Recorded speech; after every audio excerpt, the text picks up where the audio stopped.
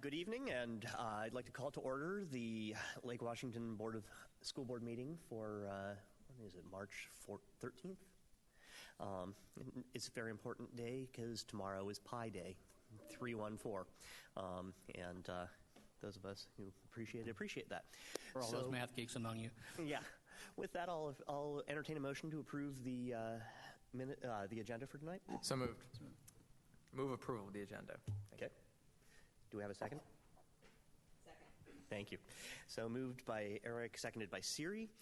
All those in favor, please say aye. Aye. Aye. Aye. Anyone against?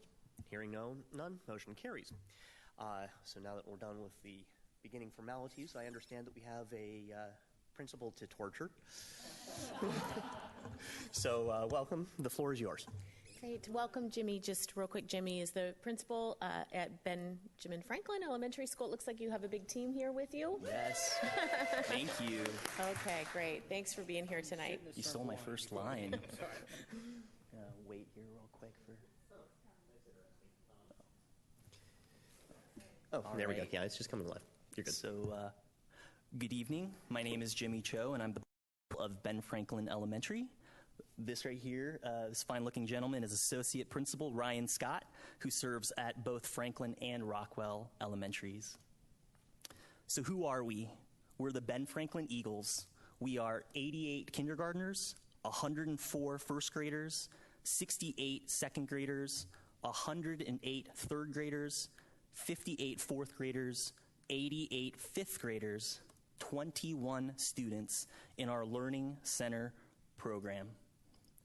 All our classes participate in physical education and music twice a week and library once a week. At Franklin, we have one of the best school staff anyone could ask for. Franklin has 37 certificated staff, 23 classified staff. Our staff are student-centered, compassionate, passionate, hardworking, and fun. And as you could see from this last picture, I'm going to have to work on a few of our staff members because a third of them support Wazoo. Lake Washington School District mission and vision. Each student will graduate prepared to lead a rewarding, responsible life as a contributing member of our community and greater society. Every student future ready, prepared for college, prepared for the global workplace, and prepared for personal success. Franklin's mission vision is that all students will be equipped with the skills to become lifelong learners. Franklin educators, families, and community collaborate to provide a nurturing environment that inspires students to reach rigorous yet attainable social and academic goals. Ben Franklin's mission vision is nested in our district's greater mission vision and works to serve and fulfill that mission and vision, ultimately leading to our students matriculating from elementary prepared for middle school prepared for high school, and of course, high school graduation. So what are we doing to fulfill our mission and have our vision be a reality? At Franklin, we have building goals based on vertical alignment and a data teams model. We have the Lake Washington Learning Community Collaboration, specific targeted professional development, ELL intervention program that emphasizes co-teaching and a specific grouping model, and a student intervention process. As we look at our building goals and vertical alignment, we start by analyzing the data. What are our students' strengths and areas for growth? As we look at the data and reflect, who are the students?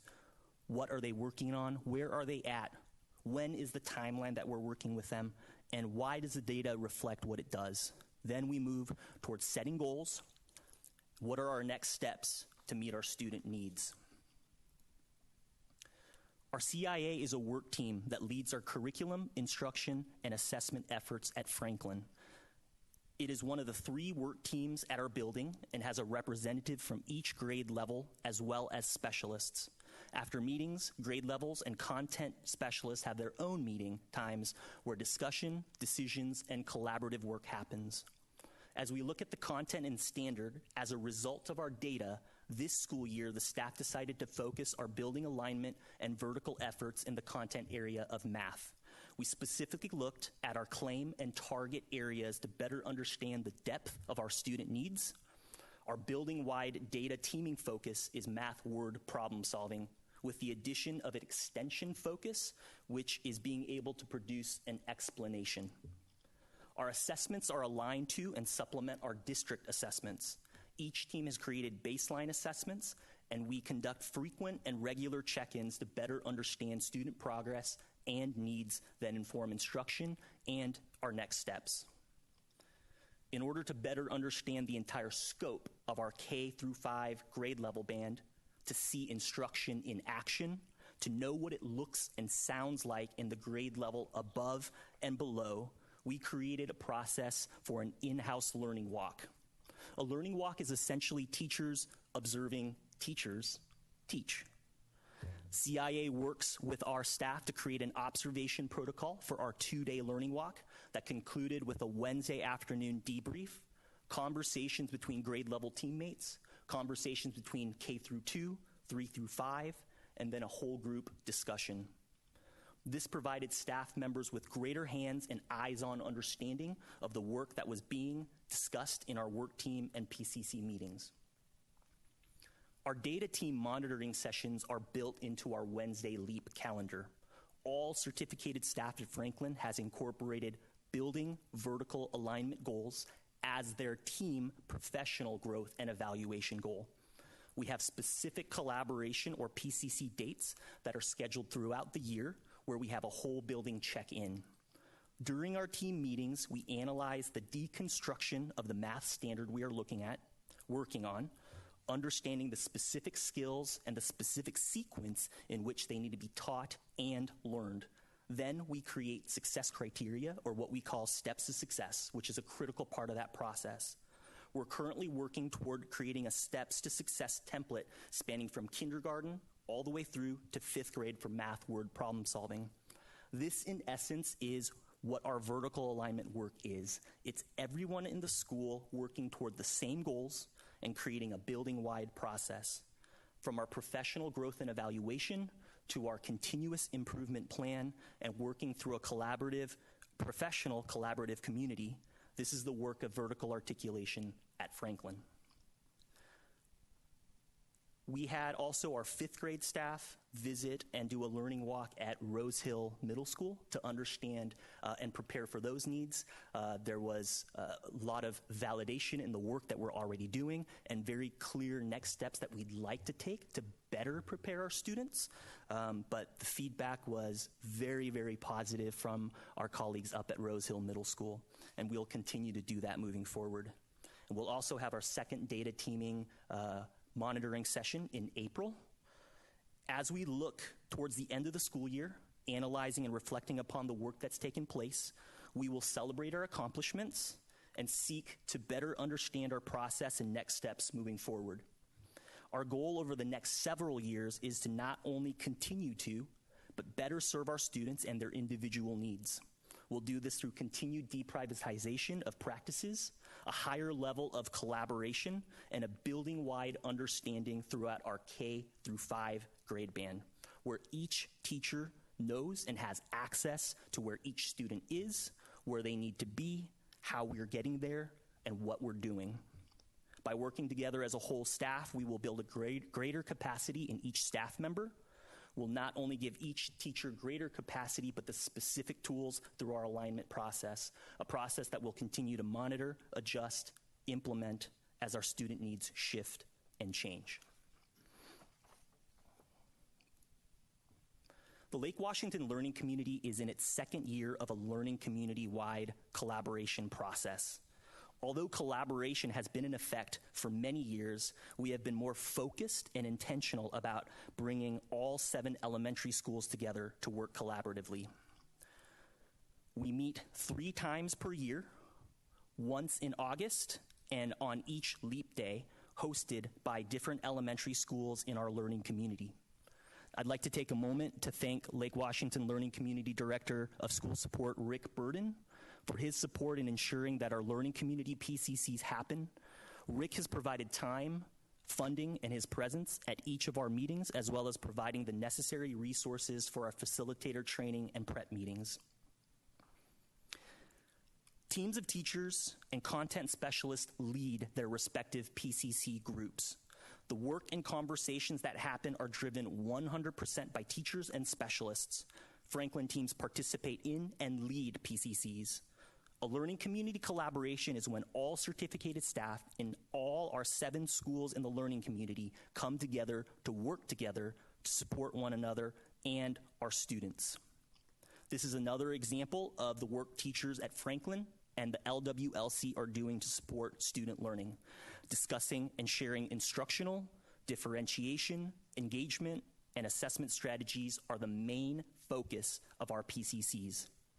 All principals in our learning community work collaboratively to support all 7 of our schools, staff, and students. This year, Steve Thatcher, principal of Lakeview Elementary, made it possible by ensuring all our specialists who often work isolated from their colleagues have Skype access. This allows specialists to hold conference calls and collaborate with one another more frequently. This is actually a picture right here of all the teacher and specialist facilitators that led their respective PCCs this year. Our goals moving forward into next school year are to continue with our learning community collaboration, find a 4th meeting time for grade level and content groups to meet, and we also want to focus on further differentiating our PCC groups based on staff interest and also student and school needs.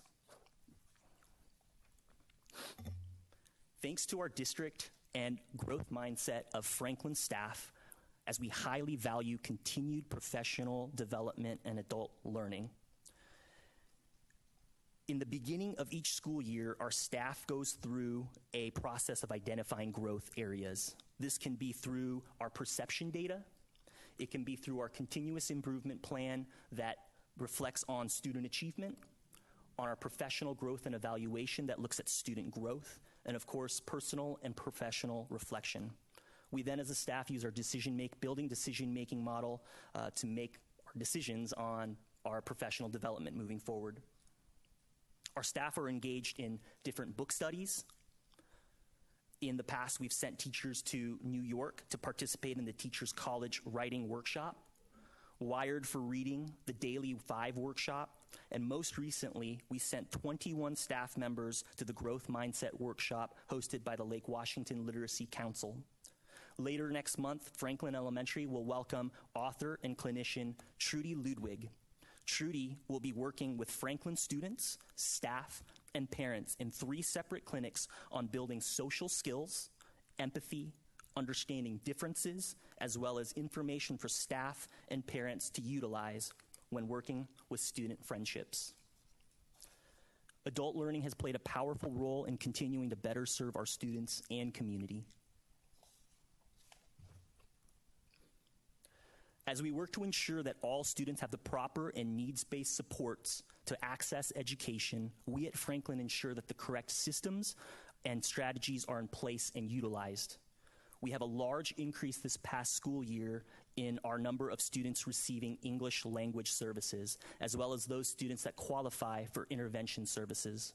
We currently serve 114 students in our EL program and 38 students in our safety net program. At Franklin, we are utilizing the SIOP model. SIOP is essentially an instructional strategy. It focuses on our students that receive EL services staying in the classroom during core content instruction. We have our EL teacher push in to provide services and support our students, as well as co-teaching with a general education teacher. We've been able to do this through specific grouping and placement models with an emphasis on scheduling our building support around specifically supporting those teachers, students, and specialists. Our goal and next steps moving forward are to continue receiving training and education for our general education staff on SIOP strategies, as well as a building-wide model a scheduling model, that will allow for a greater capacity and bandwidth for supporting both students receiving EL services and the staff that support them. All schools have a guidance team that is responsible for working together as a school and home team to identify and develop plans to meet the specific needs of our students. It can mean we provide some of our students with specific accommodations through a 504 plan or provide special services. However, prior to moving to a guidance team meeting, we have a process at Franklin for addressing needs and concerns around academics that our teachers utilize. Our safety net teacher oversees and supports our student intervention process. Teachers can meet with our interventions lead and or fill out our process form that helps to guide teachers in identifying key details for support, such as creating SMART goals, identifying and implementing interventions, tracking the data, having set timelines for next steps, and identifying and securing resource needs. Through this process, we have significantly reduced our guidance team referrals through providing general education interventions as soon as we suspect and identify a need. Franklin has supports, systems, and processes in place that supports our district's strategic plan. I'd like to move to my last few slides that talks about another important component of school life that positively impacts students, their growth, and their achievement. Franklin school culture is vibrant, positive, fun, and a spirited environment. Thank you to our amazing parents and community members. Each school year, we average more than 300 volunteers that come to Franklin to support our students and staff. From popping popcorn each day, or each Friday, I think they wish it was each day, coming, not the parents, the kids, coming to help support students with academics, being a part of our PTA events. We really could not do it without you. A large part of our high volunteer rate this year has been due to the work of top dog Riley Frazier and administrative intern Tricia Vigna. They have worked hard to bolster our Watchdogs program, a program which is about getting positive male role models into our schools, working with kids, and making a positive impact on our environment. Last school year, we had 19 total Watchdog volunteers. This school year, we have 75 Watchdog volunteers, and many of our Watchdogs come on multiple dates. So far, we have 90... Thanks, I needed a break. So far, we have 91 days in our school year where we have a Watchdog in our building, working with kids, making that positive difference. Thank you to all our Watchdogs. You make an incredible difference at our school. Our partnership with Franklin PTA is one that shares the same values, goals, and mission vision. We are student-centered, and our PTA provides our school with the greatest of enrichment, experiences, and support. I am truly thankful to our PTA president, Emily Brown, our PTA board, and all of our PTA members for their continual and passionate support for Ben Franklin students and staff. Some of the amazing experiences our PTA provides our school are Fall Family Night, Family Dance Night, International Night, and Pancake Breakfast. There are so many more things that our PTA does. I just don't have the time tonight to share them all with you. Thank you to our PTA for your support with professional development, our continuous improvement plan, manpower, smiles, food, and for all the things you do for students, staff, and our great community. I'd also like to personally recognize and thank Evelyn Bundesman and B. Joe for decorating this boardroom with our beautiful student artwork. Thank you to all our incredible art docents and leads that have provided so much wonderful enrichment for our kids. Leadership is a huge part of Franklin culture. We are intentional about providing students the knowledge, skills, and intent of leadership, and providing the opportunities and experiences to exercise and demonstrate their skills and knowledge. Our student leadership team has more than 80 students that participate. Our goal is to connect our students with the greater community. Here you see a picture of former Husky football player and current firefighter and father of a Ben Franklin student, Pat Conniff, sharing how he has used and continues to use the qualities and skills of leadership in his life. I'm excited to share that later this month, Lake Washington School District Superintendent Dr. Tracy Pierce will be our guest speaker, and she'll be speaking about how she has and currently exercises leadership skills in her daily life as superintendent. Each month, we at Franklin devote 30 minutes as a whole building to engage in buddy classes. Students move to different classrooms, just like homeroom in secondary school. They build relationships with different staff, students, learn about and exercise leadership skills, and also engage in activities that help others, such as writing notes of encouragement for those in hospitals, thank yous to our men and women serving in the armed forces, as well as participating in outside of school organized volunteer events at HopeLink. During the holiday season, PE teacher Andy Arena organizes a toy drive for Children's Hospital. Over the past 2 school years, Franklin students and families have donated 875 items.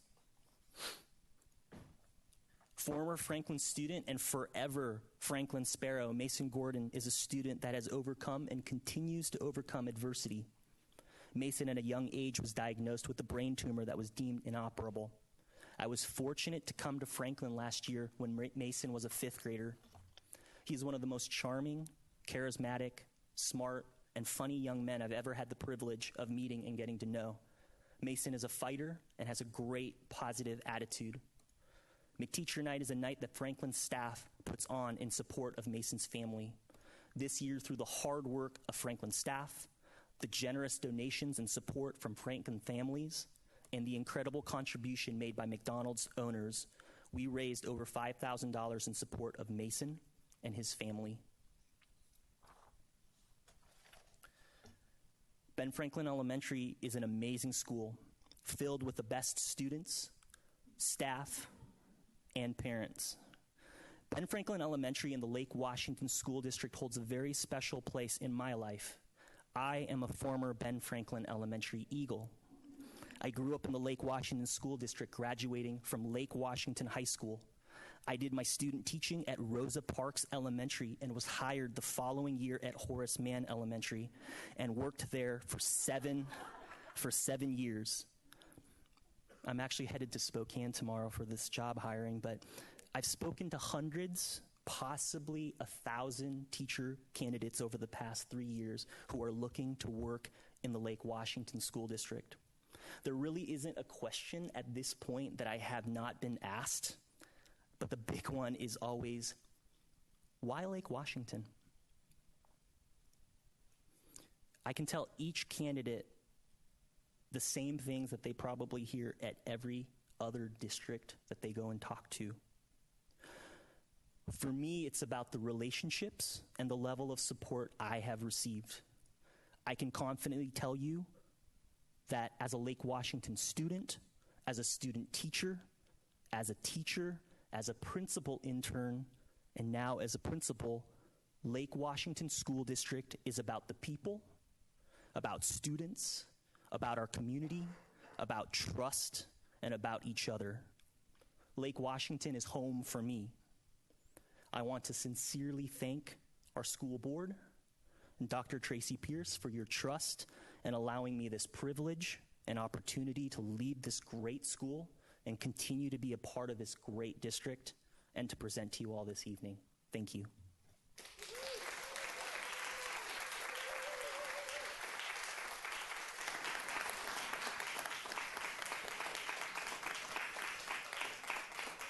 Well, wow.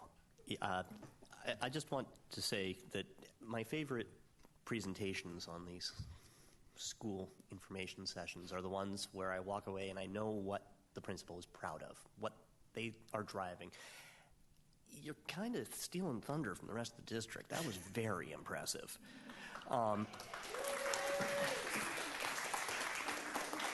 And the support, the culture, and the leadership, this is a big deal. The support is a really big deal. I'm glad that your community is here with you. It says a lot. And the last thing, I forgot to give you our usual disclaimer. We're seeing your slides on these in front of us. We're not doing our email. Since you haven't done this before, it's because we kind of got our necks got kinked from trying to look behind us too much. So we are actually following you. That was great, and thank you very much.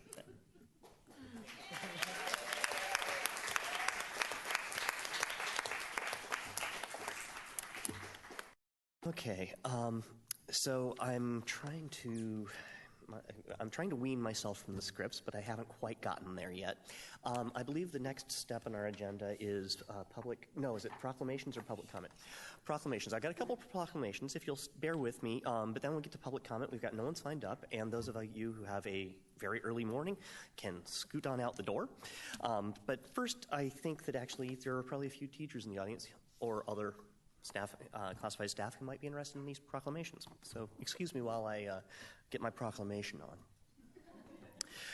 Whereas school libraries provide materials for teachers and students that will encourage growth and knowledge, and whereas the school library media specialist's role is to provide the leadership and expertise necessary to ensure that the library program is an integral part of the instructional program of the school, and whereas school libraries provide materials to meet individual needs, varied interests, abilities, socioeconomic backgrounds, and maturity levels of the students served, and whereas school libraries provide materials that reflect the ideas and beliefs of religious, social, political, historical, and ethnic groups, and their contributions to the American and world heritage and culture, and whereas school libraries are a fun place for students to go, and all students deserve a well-managed library to provide for free expression and access to ideas. Therefore, we, the members of the Lake Washington School District Board of Directors, do hereby proclaim the month of April 2017 as School Library Month in the Lake Washington School District. If you'll bear with me, there's only one more.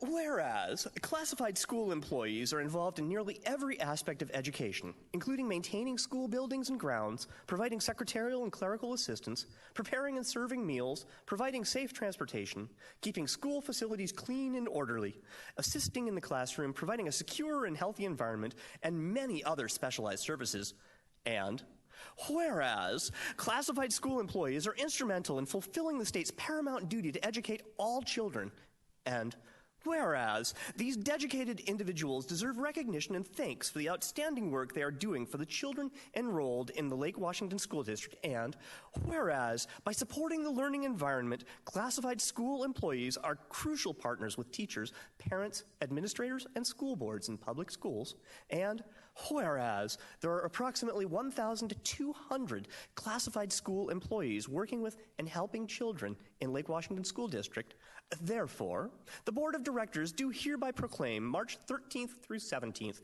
2017 as Classified School Employee Week in Lake Washington School District.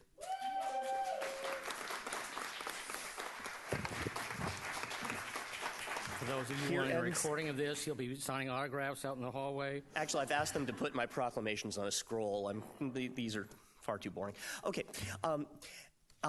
With that, our sign-up list was blank. If anybody in the audience would like to address the school board, this is your chance. If you do not, you are welcome to not address us. Okay, hearing none, I will let those of you who have to get up and get K through 5 kids going early in the morning, why don't you go home and get a couple of hours of sleep? We're about to do the Thank you more boring again, part. everybody. Thank you.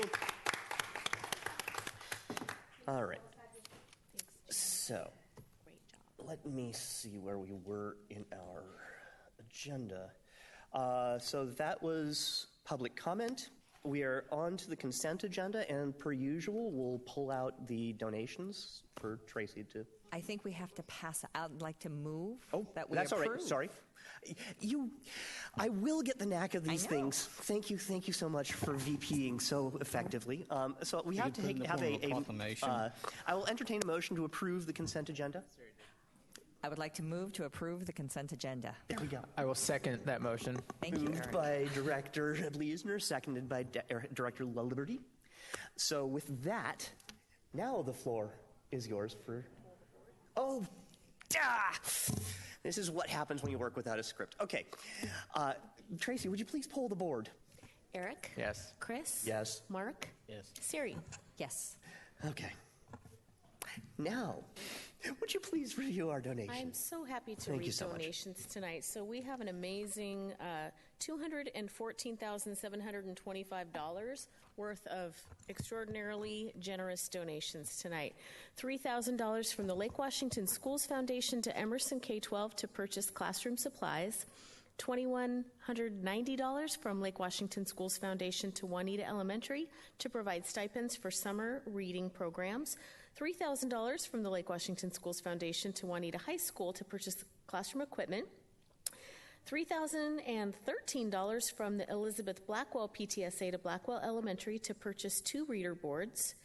$2,360 from the Emily Dickinson PTSA to Dickinson Elementary to purchase 2-way radios. $56,504 from the Albert Einstein PTSA to Einstein Elementary to purchase playground equipment. $5,825 from the Juanita Elementary School PTA to Juanita Elementary to purchase classroom supplies, playground equipment, and to provide staff development.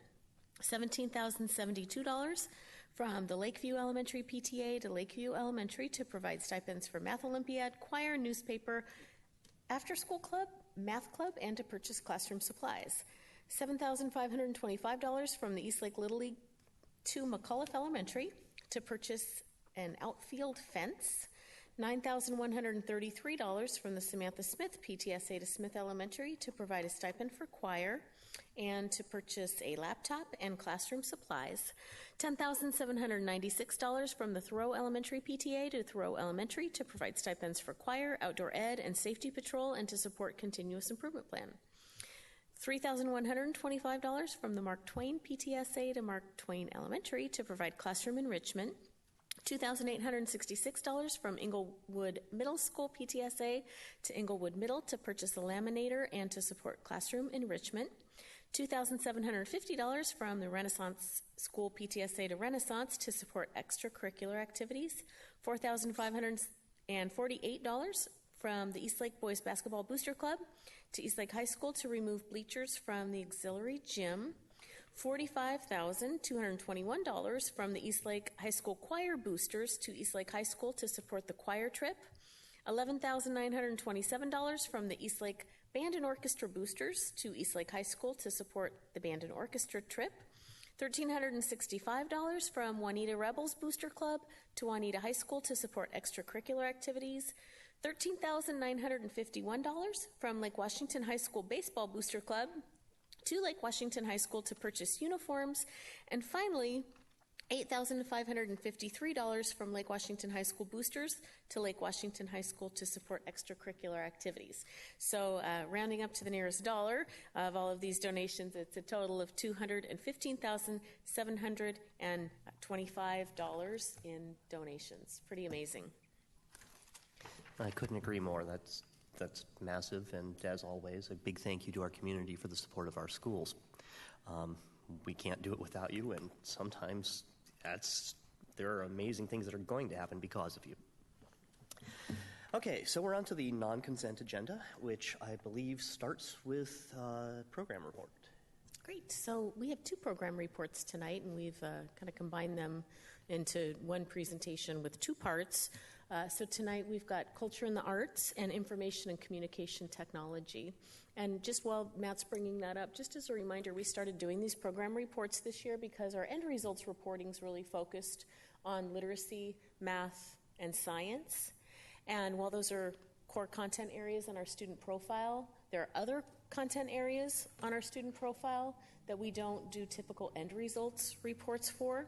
However, there's a lot of exciting work going on in these areas, so we've taken the opportunity to talk about those areas that aren't a focus of end result reporting right now in terms of the presentation that we do to the board and the formal report.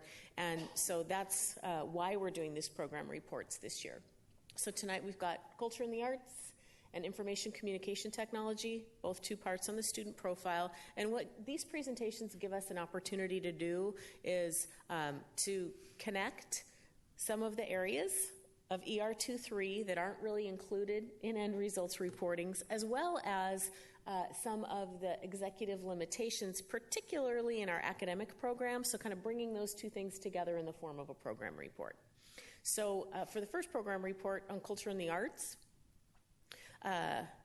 did you move it ahead? Okay. It's focusing on parts of EL7, academic program, and then specific parts of ER2 and 3. So with that, this is the slide I was looking for. Particularly, these are the parts of culture and the arts. You can see the three components there that I won't read to you, but they're on the left-hand column. And then the parts that I think you'll see spoken to in the report in terms of ER3. So with that, I will turn it over to Matt, and then he and I will kind of co-present. I'll jump in when I feel like it. And no, I'm teasing Matt. You can go ahead and take the lead, and if there's anything I want to add, I will go ahead and do that. I do have to just say to start, it's hard to follow Jimmy Cho. That was quite a presentation and very impressive of the work going on at Franklin. I'll try to do somewhat of a high-quality production here. As Tracy said, and as we transition from the interdisciplinary content on the left, we actually take those statements under culture and the arts and unpack them in the presentation when we even start with what is culture and the arts. This is what we mean by it. This is what we expect students to be able to do as a result of graduating from our system. The first is understanding the concepts of design, music, literature, art, dance, and drama, communicating artistically, and understanding and evaluating religion and philosophies and world events and culture. We're going to unpack those. I'm not going to read every one to you. As I've done in previous presentations, I usually highlight a couple of things. You could see that the concepts of design, music, literature, etc., cross all of these content areas, including English language arts, where students are reading literature. And so it's really cross-content across all of these. Here, again, is an example of communicating artistically across all the areas. And these are standards that are taught at each of the levels. These are just examples at each level, just to give you a flavor of what does that look like in middle school, or what does that look like in high school or elementary. And then thirdly, understanding the role of religion and philosophy in world events. This comes from a social studies standard at the high school level, understanding how cultures and cultural groups have shaped world history. Grades 4 through 12 include the study of religions in the context of cultures and civilizations throughout history. We also highlighted an example of a civics middle school where students are understanding the nature of philosophy and culture. We always like to capture some of our highlights that's going on in our elementary schools with not only pictures, but what is actually happening at the level by kind of organizing ourselves around how much time is spent on the arts in terms of where are we seeing it, what core materials are used. These really are our adopted core materials, and then what supporting resources are also supporting the arts. One piece I think it's great to highlight there is that under weekly time, while there's the study of culture and the arts integrated into all of these areas, as Matt said, we have almost 1,400 fourth and fifth graders participating in band or orchestra.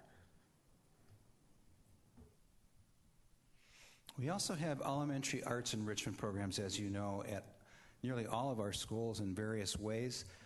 The performing arts examples of the kinds of things that, as I was mentioning, Jimmy was very proudly complementing our PTSAs, and this also involves our docents who give of their time in various different projects in performing arts as well as the visual arts. 90% of our elementary schools have visual arts community partnerships, as I just mentioned, through either the Art Docent Program or Artists in Residence, with these Twain students being shown here with docents helping. I assume the docents are the bigger people in the room. Maybe. Here's a shot from Kamiakin showing band with this incredible program that our instructor there has put together over the years. In middle school, students are doing one semester in the arts, social studies 6 through 8, English language arts 6 through 8, You can see various electives. These are electives and not all required courses and materials that are also offered. These are middle school electives in particular, similar to what I was mentioning with the before and after school, only these are happening during the school day. This is what we sponsor. This wouldn't be our docents or PTSA. These are option offerings throughout our middle schools across the system. I do want to go back for a moment. I should have highlighted that. 1,400 students, when we were preparing for this, I remember a time when we were feeding that system with offsetting costs in order to grow it in each of our learning communities, and that was when it was nowhere near 1,400. Barb could probably give me the numbers, but she's not ready to do that right now. She could. They were quite low at one time. Do you remember that, when we were offsetting the FTE in order to gain more numbers? So I just thought I'd give you an example and go rogue off the presentation for a moment just to see if the audience was listening, and they are. Here's high school level culture and the arts. Our class of 2019, of course, now is required to graduate with 2. They can certainly substitute that through their personalized pathway requirements if they have another area in their high school and beyond plan that they want to pursue in lieu of that. I think you can substitute one of those, correct? One of those. Yes. Thank you very much for reminding me of that. Still need to meet at least one. Here are various electives, and you can see how this list has grown across the system from where we were with elementary, middle, and now high school.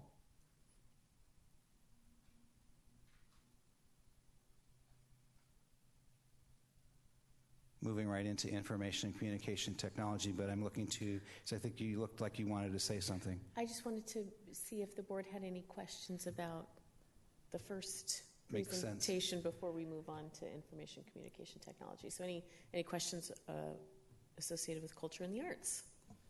I have one quick question on elementary education, our arts stuff. The majority of that's done by art docents, correct? What we're doing currently. Has there been a look at how we might be building that in at some point? I know we have some in the curriculum that teachers do, but as an actual arts, like a music specialist concept. We actually have been, I thought where you're going to go with that is we're actually have been piloting some visual arts materials to happen during the school day. This is actually through us in elementary K-5. That's been slowly expanding, and we're looking at some materials. I know Mike's going to be coming to the board, it's Mike Van Orden, this spring with the adoption of some new visual arts materials, which we haven't had in the system. Are we looking at specialists? That hasn't been in our conversations. Siri, I'm just trying to think of how better to maybe answer that one. Yeah, I think that just to speak a little bit to the work that Mike has done with an advisory, that work started a few years ago to get at the issue of the differences in the art program between schools. Art's an area of the report card, right? And it's really been maybe implemented differently at different levels, depending on the school, depending on the docents, all of those things. So do you want to just talk really briefly about the group that Mike pulled together to do a review of what's the arts program at the elementary level? He did. He pulled together, I would also say that he's pulled together teachers from across the district as well as some of the art docents, as Tracy pointed out, and they've been looking at what are the hindrances or the obstacles that are getting in the way. When they talked about not feeling well prepared to actually teach art, what would it be then? What kinds of materials would they need that would allow them to have actual lessons that would be scaffolded and structured over time? I know that this one that's bolded, Art School for Kids, in front of you, that's the curriculum that I just mentioned that they're looking at. The group is now trying to make art lessons manageable so that there's a few a month. So it's instead of trying to do something that's overwhelming and adding, how do they provide that support? I'm not sure if that's along the lines that you were looking to, Tracy, but that's what I could tell you right now. Welcome. Mark. Quick question. I hate to bounce you back and forth on slides. That's all right. Go back to the Which high way? school. To the high school? Yeah. There we go. In the performing arts section, now, I'm assuming that these are classes that are offered at various high schools, not at all high schools, the entire list. That's correct. Okay, This is just wanna across the make whole sure, yeah. system. That's awfully impressive if it's just one school. Yeah. But I would say, though, there is quite a lot of these that are common across the schools. We could show that in a different way, which would say which ones are common. We chose just to give it as a whole list. Looking for other questions. Moving on. All right, we'll go into the next area. No? Actually, no, I was just going to express that I have no questions. I'm out of my depth here. So. Okay, all right. We're shocked. Okay, so moving on to information and communication technology, this is another area on our student profile. And so we'll go quickly through the first slides, but you're going to see this is another area where it's really integrated into all other content areas. If you just go to the next slide, Matt, what we have specifically on the student profile in terms of information and communication technology are those 3 bullets on the left. And then where we've made connections to the interdisciplinary skills and attributes. So we'll follow the same format as in the previous presentation. You can just go ahead, Matt. Taking those 3 bullets that Tracy just mentioned, we start to unpack them by showing what do we mean in these areas. We have a technology framework that was developed about 3 years ago, I want to say, that articulates what are the standards and skills that we want students to learn. It unpacks the standards using the Washington State standards in technology. We then define what the progression of skills looks like over time that students need to show that they're proficient in technology. We drafted it in 2015 and implemented it in 2016 and are continuing to phase that in over time now. These are examples of similar format of what in information, communication, and media literacy standards from that document would look like. So these are taken from the framework. I want to just highlight digital citizenship for a moment in particular and really have you see what kids are learning across time. When I said a continuum, a 5th grader is recognizing and reporting cyberbullying as part of the standards that we're teaching, where an 8th grader is taking that, even continuing that with applying understanding of acceptable use policy to recognize the unethical use of technology. And there, by the time you're in the 11th grade, you're appropriately using technology in the learning environment and with personal relationships. So just an example of one area of the framework, which is digital citizenship.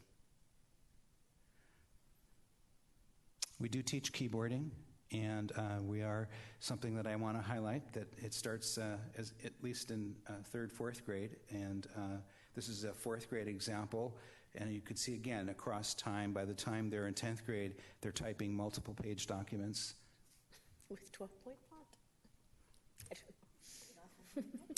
Here is presentation of information to a variety of audiences. The categories on the framework are desktop publishing and digital presentation.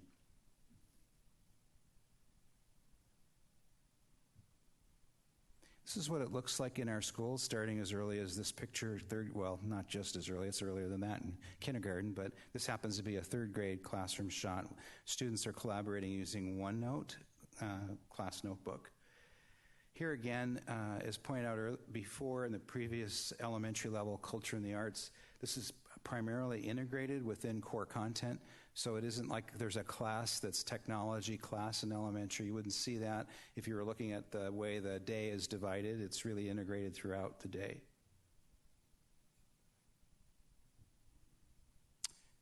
In middle school, it also is integrated with core content and also through electives. So now in the middle level program, students can, and we're going to see here, select from a variety of electives, including video gaming, robotics, graphic arts, technology, Scimatech. You can see those, it's just pulling some out. At the high school level, it also is integrated in terms of expecting those skills of composing a paper throughout their day, but there are also electives as well. And building on the electives you saw in middle school, these again, to anticipate a question, are not all occurring in one school or in every school, but they're occurring throughout the system in various schools. I wanted to highlight as I go through this every time that we actually do have a Microsoft certification program in IT Academy that's offered in a couple of our schools. We also, through our system and through the WANIC partnership that we have, offering DigiPen art and animation along with video game programming and robotics in future.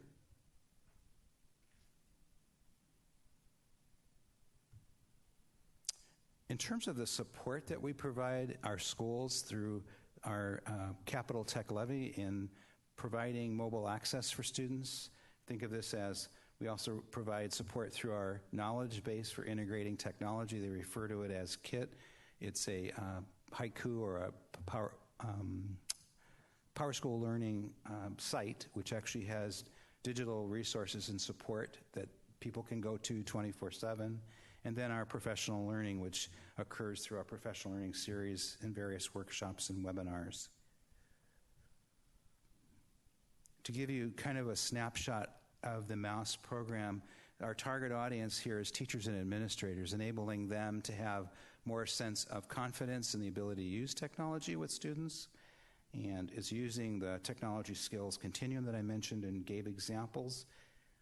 We also pull those people together monthly for teacher leader meetings, and there are building meetings that are scheduled. This year, something that was added, I don't think we put it on this slide, we didn't, is actually working with schools. Our own district technology integration specialists are going out to schools, and I believe that's the 3 scheduled building meetings per year, to meet with teams to ask them where are they against the continuum, what could they do to support them, what do they need to differentiate their plan so that it's meeting the needs of where they are and where do they need to go next.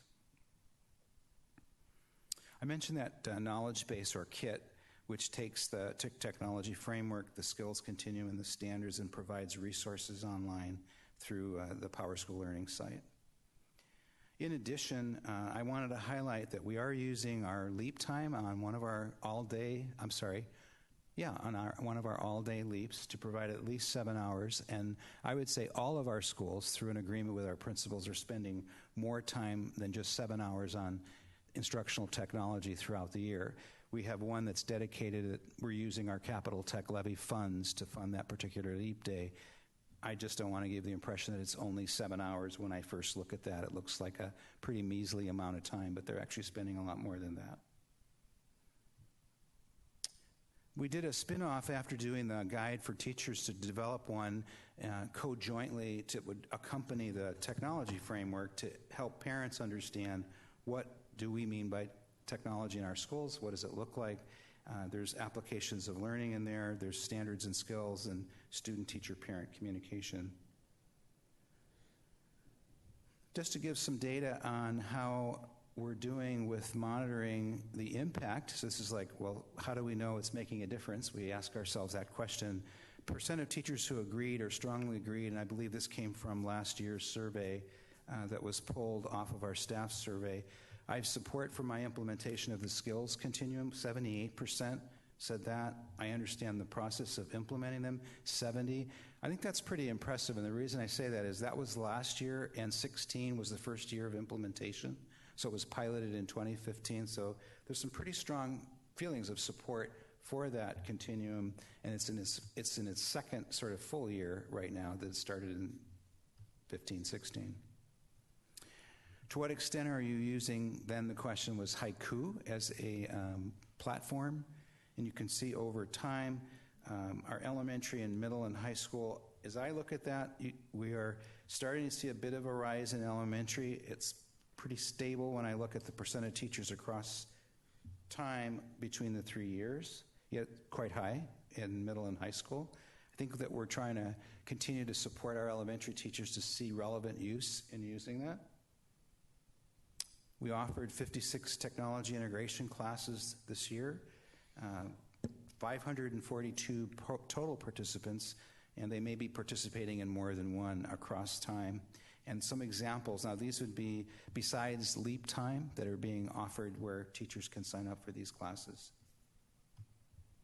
I think it's worth highlighting, Matt mentioned the capital levy a couple of times, but I think it's really worth noting that our capital levy that passed in 2014, that's on a 4-year replacement cycle, thanks to that voter-approved levy, that's why we can have the devices that we have in the district for students, the laptops, the software, the training, everything that we're able to do essentially associated with technology is thanks to that capital levy, the technology portion of that capital levy, which is up in 2018. So the 14 levy expires.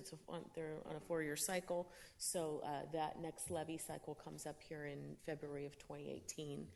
So it's really thanks to our community that we're able to do all this outstanding technology-related work with our students. I have a question. And I apologize if I missed it. When I was listening to the data and some of the impacts you were showing us, I heard teachers and the development. Do we have anything about the students and their impression with the use of the technology and how we're utilizing it and if they find it effective, at least at our high school levels? I don't know if we do in our school climate surveys or... I'd be intrigued to know what their perspective is because they definitely move at a different pace. At least my kids move at a different pace than I do. I don't believe we're pulling data right on that, and without my wanting to do some more digging to see where if ever, anywhere, we pull that. And I'm not going to put anybody on the spot here. So I'd rather, I want to do a little digging to see if we have anything that does that. Eric, you look like you were, no, I'm sorry. That was just a flick of the wrist. Okay. Mark. The digital citizenship, is that primarily aimed at the bullying? Or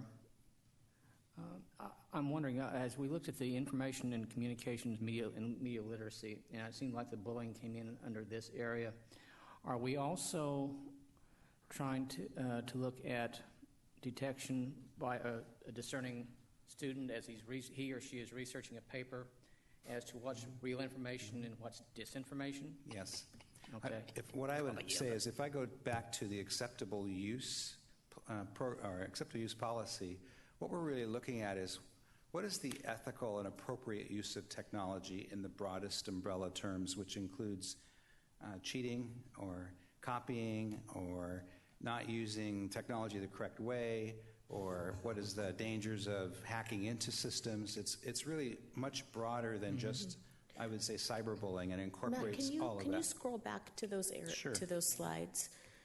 The reason I'm asking because so much attention in the media has been this last 6 months to a year on fake news, quote unquote, and I can see students hearing that term, especially in high school, maybe in middle school, they may even be touching them, where they're starting to wonder, well, what are we talking about here, and how can I tell the difference? And that especially comes into play when they're doing research papers. And is this a credible source? Is this not a credible source? Is this a source that's skewed one way or another?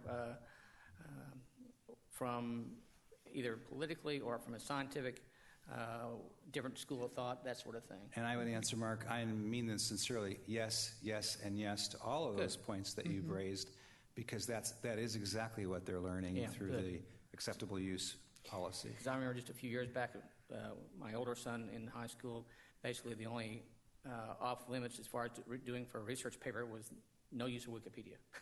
That was really that was the limit. Whereas they weren't really taught how to discern, or I didn't feel he was, between self-interested research and legitimate research. In my old medical days in the AMA, it was the idea of peer-reviewed literature as opposed to pay for print, if you will. On a separate topic, though, the inclusion, or pardon me, the LEAP education, the technical integration courses, could we, and I didn't see it on here, so correct me if I'm wrong, I'm just missing it. What slide are you on? So that I haven't the foggiest idea. Oh, okay. I thought you were looking at a particular slide. I depend upon your slides, so I don't. Okay. You're talking to the techno-illiterate here. My question, I guess, is as the staff, whether they're certificated or other staff that or support staff, whatever, or the para staff, are you also looking at trying to help educate them on using, especially as the classes become more and more inclusive, on helping them to learn the AEC devices? My thought is as you integrate more and include more and more of the special needs students who may have the AAC devices, the better they can be included if the general ed instructors also have a fairly good feel, if you will, for the use of an AAC device. It will help integrate those kids into gen ed classes. To be quite frank, the biggest use by other kids it's not their device, if you will, but by other people in the school is their fellow students. When they have a peer tutor, the peer tutor goes nuts with it. But where you come to the pushback is from teaching staff and para staff, where it's just totally foreign to them. And I know that's a generational thing, even when the teacher or the para is only 22 years old still. It's amazing how time flies when you're having fun. But I'd like to encourage that as we look at the LEAP days, to look at that kind of technology so we can be even more inclusive, especially as we look at the idea of more co-teaching. I think that's going to be really imperative as those classes are blended more. So just a thought, food for thought. Thank you. So conveniently, you landed on the slide.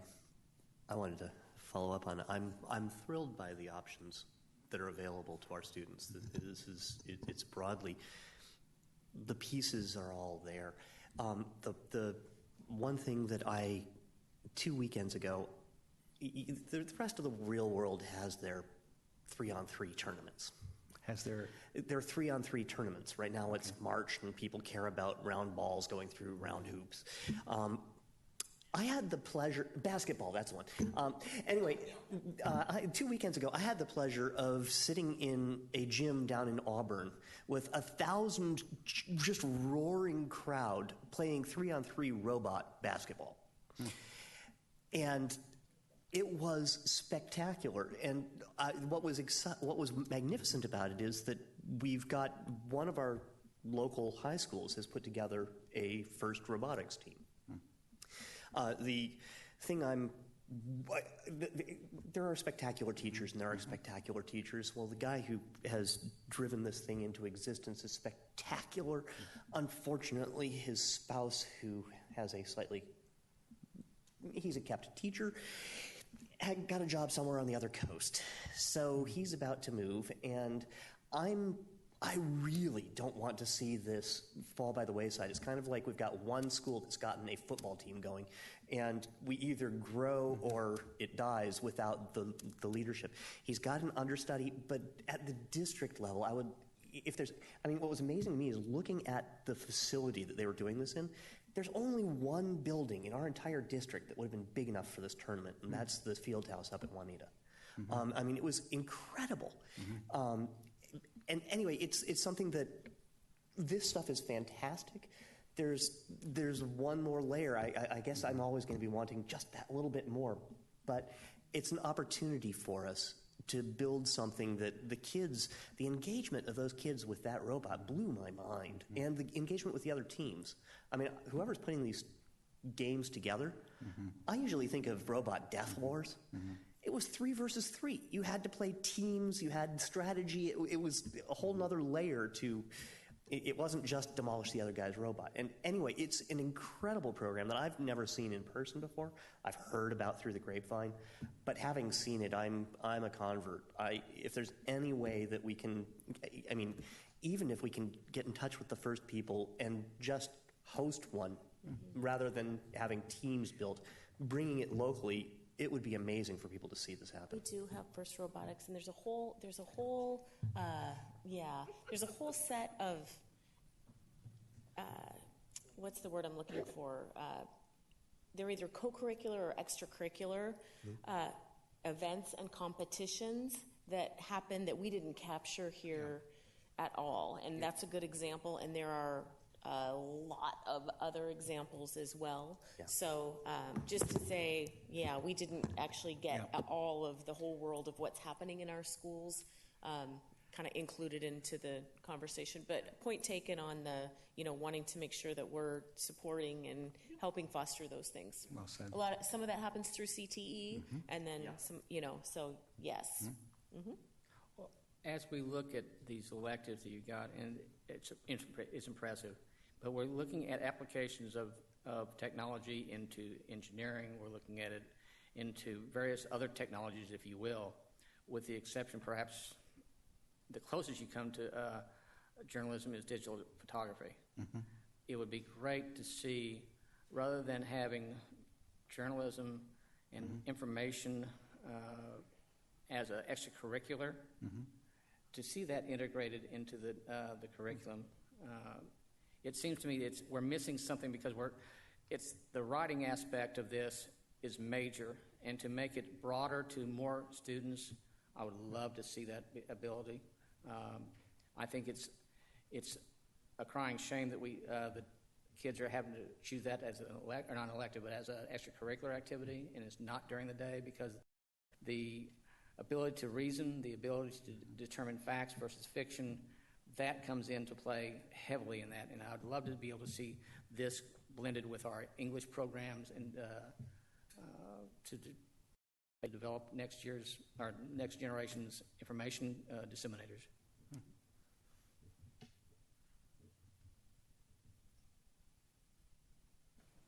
I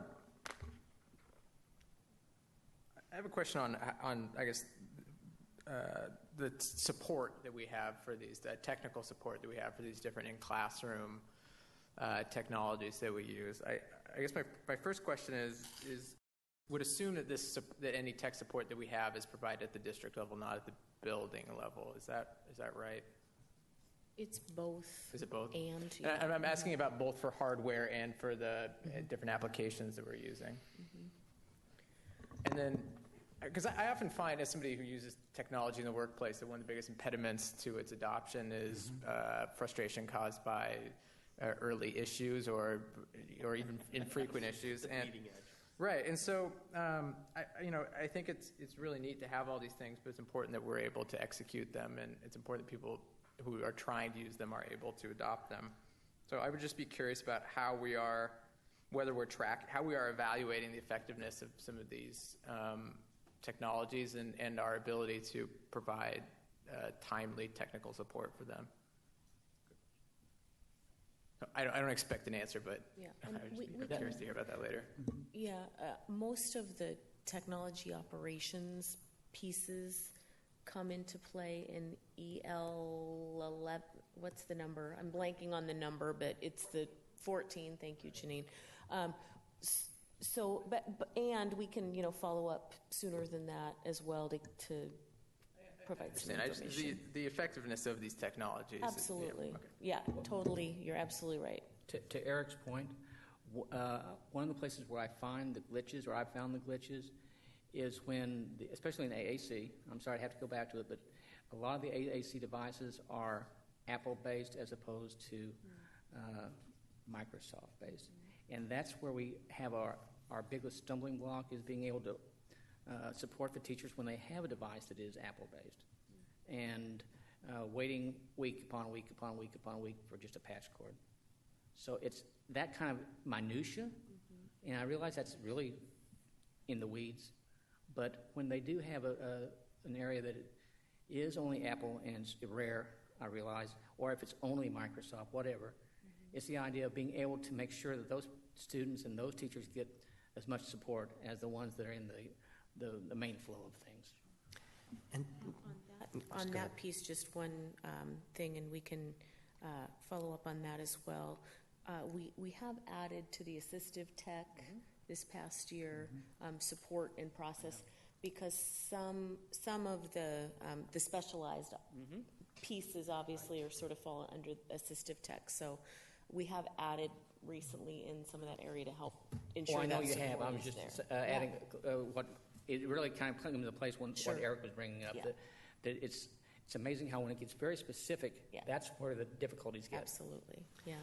And that's something I don't know to what extent it's actually possible, but I drawing on my own life, back in the world when PDAs first came on the market and nobody knew how to run the darn things, and I had a professor who got himself one of those Palm Pilots, and he bought another one and he handed it to me and told me I was his tech support.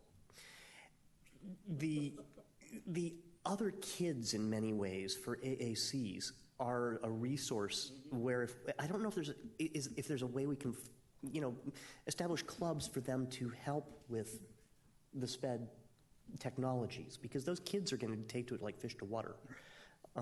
As you said, when the peers get their hands on it, they go crazy with it. And if they're like, what words are missing from your vocabulary? Well, the kids are going to.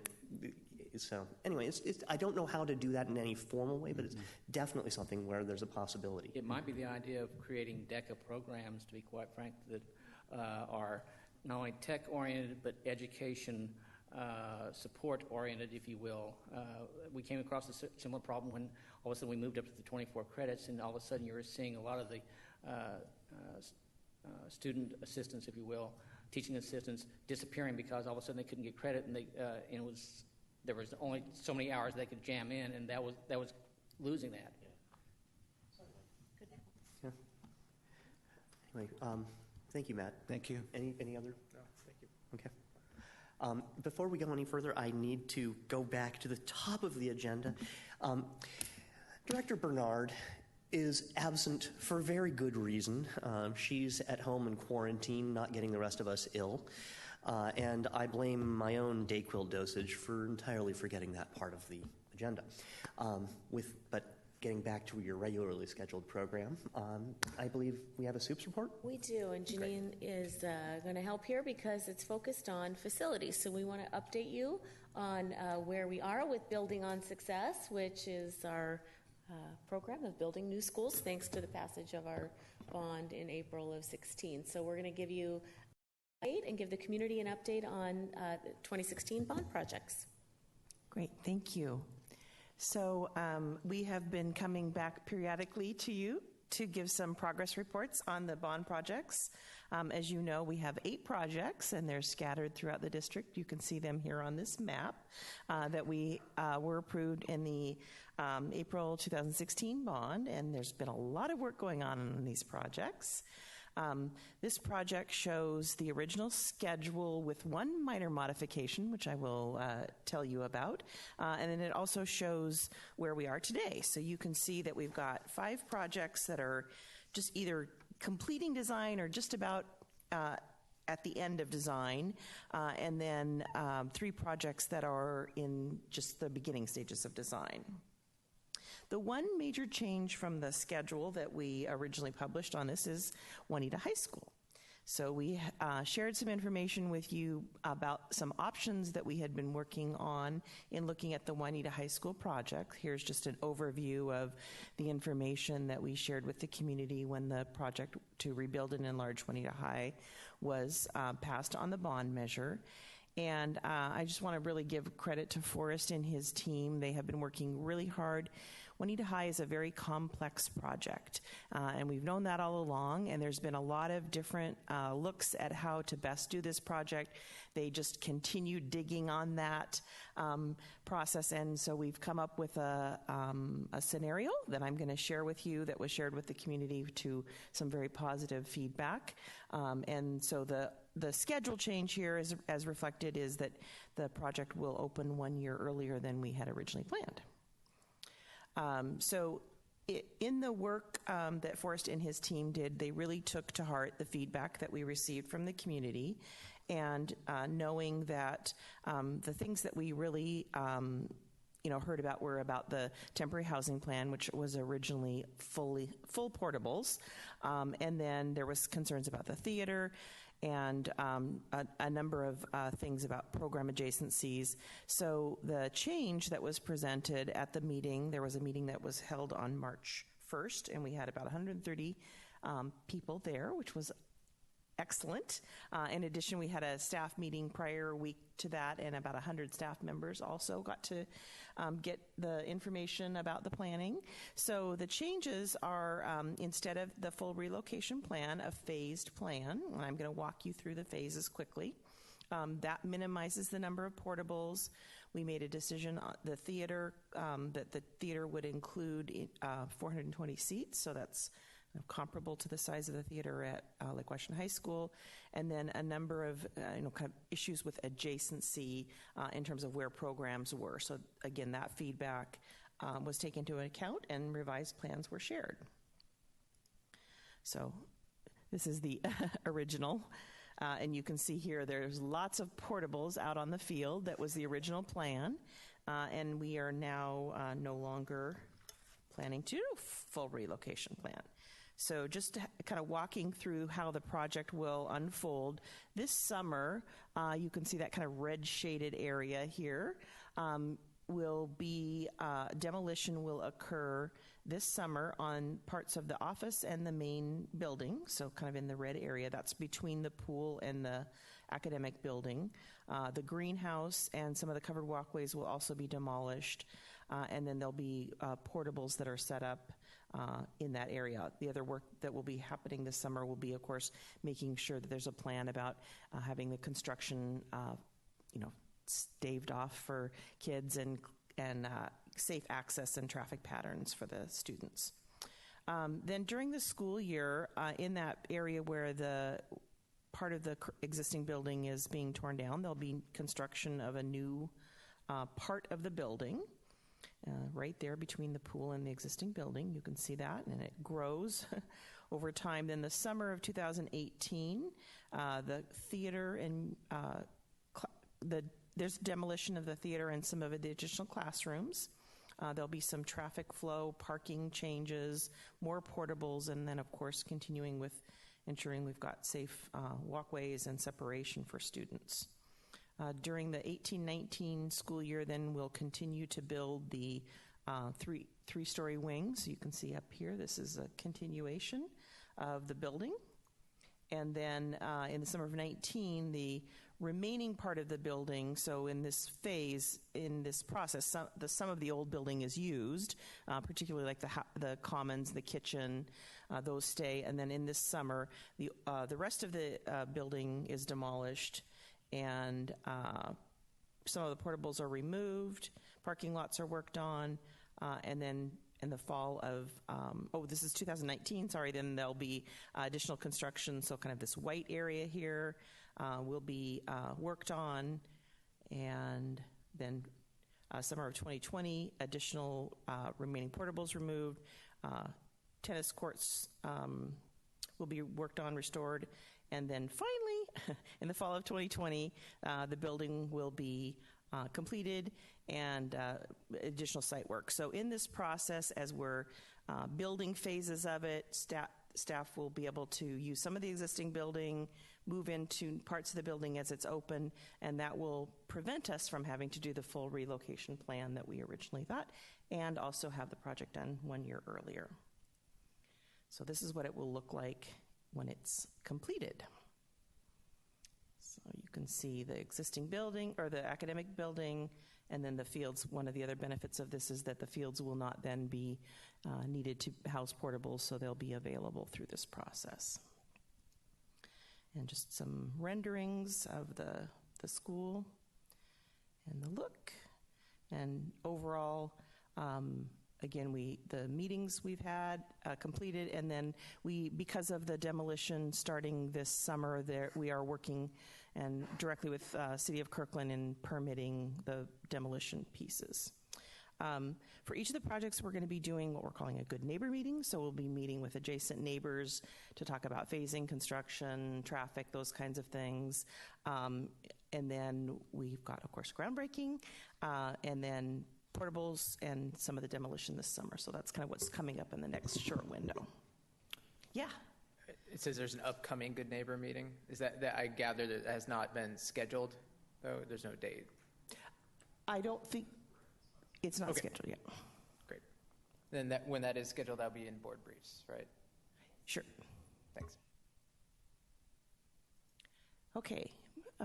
Moving on to Explorer Community School, another project that's quickly approaching. That project will actually be the first one completed and will be 2017, so the fall of 2017. It is, of course, since it's a modular facility, it's a little bit faster track time-wise. The modulars have been purchased, and construction of those are underway off-site. And we'll be doing the permitting with King County as well as a groundbreaking ceremony, and we're on track for the school to open in September of 2017. And here's a picture of what that project is going to look like. Yes, it looks really nice, and they love their little they love their little bathroom building out here. That's the restroom facility that they're very excited about. The North Redmond project, new elementary at North Redmond, is also on schedule. That's a planned opening of 2018. We have completed the conditional use permit, and that has been approved by the City of Redmond. Building permit applications are in process, and you recently approved a kind of early part of the general contractor construction management to purchase precast water vault, which is a major component in the site work. So that helps us get an early start on the project. Also, a good neighbor meeting planned, and its groundbreaking ceremony, and then site work will be beginning. And here's some pictures of what North Redmond Elementary School will look like. So that's very exciting. And then new elementary at Redmond Ridge is also opening fall of 2018, and that project is on schedule. Similar here, we did have a SEPA appeal on this. We have this final SEPA determination, and then buildings permit has been submitted. And again, similar to the projects that we're about ready to break ground on, we'll be doing the Good Neighbor meeting, groundbreaking, and then site work this summer. And here's some pictures of the North Redmond, or the new elementary school at Redmond Ridge. And the new middle school at Redmond Ridge, also that project is on schedule. That would be a fall of 2019 opening. You can see the details here. This is one where we have received word that we have a completed application with King County as of, I think, March 6th or 7th this week. So that was a big hurdle for that one, as you remember, for some of the other issues that were going on with the county and their processes. So we're happy about that. So we made that milestone. We do have a SEPA appeal that has been heard on this one, but we are awaiting decision on that. And again, site work beginnings and Good Neighbor meeting coming up. You can see here some pictures of the new school. And then we have the Kirk Elementary project to rebuild and enlarge. That's in a little bit earlier stages of development. That's a 2019 opening on schedule elementary school. In the concept design has been completed and in schematic design now. Community meeting for that project is scheduled March 23rd. So this month there'll be similar meetings that we've had to the other projects where we will be sharing the concept designs and answering questions for community. So that one is coming up, and you can see here there's a picture of the Kirk Elementary, just pointing out here this was a project or site where we purchased some additional property. So this has been really helpful. You can see in this area, this is all was purchased about three years ago or so, and then there was a recent purchase of property here that the board approved that really has helped facilitate the layout of this project. And Mead Elementary School is also rebuilt and enlarged school opening in the fall of 2019. Again, similarly, they're on about the same track. The GCCM contractors have been selected for both. Concept design has been completed, and their meeting is scheduled for March 28th. So that's also coming up this month. And here's a picture of Mead's concept design. And then Old Redmond Schoolhouse. Old Redmond Schoolhouse project is also planned for fall of 2019. The architect has been selected. We have a draft educational specification for preschool. That was a piece that we didn't previously, because we haven't built a specific preschool facility. So we're a draft, and that's working on being finalized. We have been working with the City of Redmond to really understand what is the educational specification, how will that fit into the building, what are the joint opportunities that might continue at that facility, and we're also, beyond just the old Redmond Schoolhouse, working with the city to just really kind of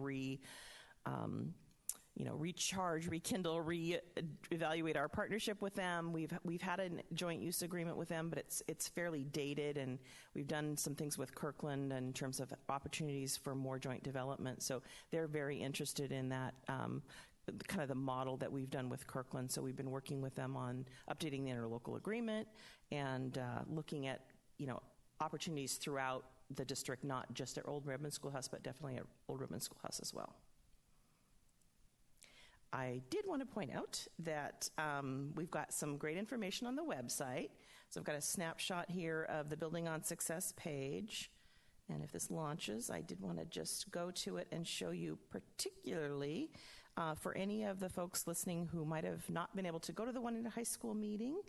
There's a lot of great information. So most all of the information that I shared, you can see the phasing and lots of details on the updates for the project that were shared at the meeting are on the website. So just want to put in a plug in for the website for information that folks can get there. So that is it. If there's any questions. Oh, no question. That's fantastic. Great. Everything is, it's thrilling to see the progress we're making and how open we're being with everything with the community, and that everyone can gather as much information as they want. It's great. I like the staging. I would say it was appreciated that Juanita High School, you went back and really took that input and incorporated it through multiple ways, that the Performing Arts Center is now larger, and that we were able to address those issues and moving those rooms. Those were big ones. The one question I did have come up when I looked at that, because I remember this when I've gone to Einstein in different schools, the parking flow, they pull out into the parking as traffic flows through. Has that been looked? I'd have to show you Talking about elementary schools or the high school? The elementary schools? No, Juanita High School. Juanita High School, okay. And so it's just something on the parking flow piece. When you have cars parking, as you have cars that are doing a flow around, they try to pull out into that traffic. It creates havoc with that consistently. So I don't know if there's been some look at, I mean, I've seen it happen at Einstein when it's there. I know our Redmond High doesn't have it because we have it on the side and you have everything in the center. And I don't know if it can be addressed. I don't know what your space limitations are, but that was sort of my question. You can kind of see in the overall parking as I pull in, I have to go all the way down. And then cars pull out, kids pull out. Right. And I do know that one of the pieces of feedback that we got at the community meeting was just concern about the parking, particularly in related to the times of construction. Because, as we know, it's a tight site, and there will be, times when there'll be some, limitations on parking. Right. There's some temporary parking planned as well. But I think, as you can see from the site, there's been thought given to separating buses and cars. See here, parking here, which goes around, and then this is student drop-off. So the challenge is you have to go all the way down, around, to come back. Cars will be pulling in and out during that time. So that's just something that's going to really impact flow, and will probably back things up. Siri, are you? So that's just something to think about, and I know you probably already have. Just so we're clear, which part are you talking about? Are you talking about where the bus drop-off is in front of the there? pool and field house? Where the student drop-off drop-off from the entrance. is. So you go and you turn right, if I were drawing in. So you can. It's the same problem you have at 60 acres. Yes, it would be the same problem at 60 acres. Well said. It's this here, Siri, just so I'm sure. Going all the way down here. And having cars pulling out into the lane that you're trying to drop off in. And so I don't know if there's possibility to change it, but I think it can wreak havoc in the long run. So we can look at that. We can task the architects to look at that. And then the one other thing, Old Redmond Schoolhouse, thank you very much for your continued work with the city. I also sit on the Community Center's stakeholders group with the City of Redmond. And the Old Redmond Schoolhouse is definitely a point of discussion at all times. So appreciate the continued joint use and the continued interlocal agreement, and the more we really work that public-private partnership all the better. So I appreciate you really pushing that and going forward. So thank you. Thanks. And Janine already did a shout out to Forrest, but Forrest is here, and I just want to also do a shout out to Forrest because he and his team have been working really hard on all of these projects and with the advisory, and so you're doing a great job, Forrest.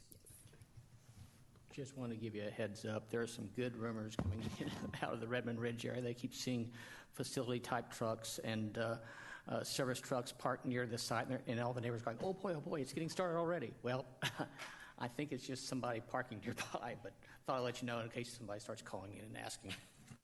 Thanks. Okay. Thanks, Janine. Yeah, any other questions on facilities? Okay, thank you so much. So with that, we're on to the really thrilling component of, we've got some good news in the legislative update, yes? Once.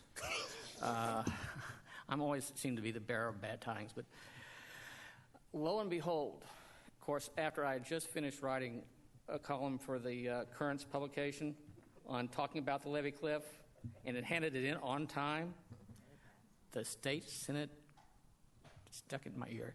No, they greatly came through. The majority in the state Senate actually finally, at just before the 5 p.m. bill deadline cutoff last Wednesday, they allowed a vote for the levee cliff bill, and it passed. Bipartisan support, 48-1. I want to give you some good news on that. One, it was not in our district. He was from Spokane area, and I think his name will remain Baumgartner. I'm not sure.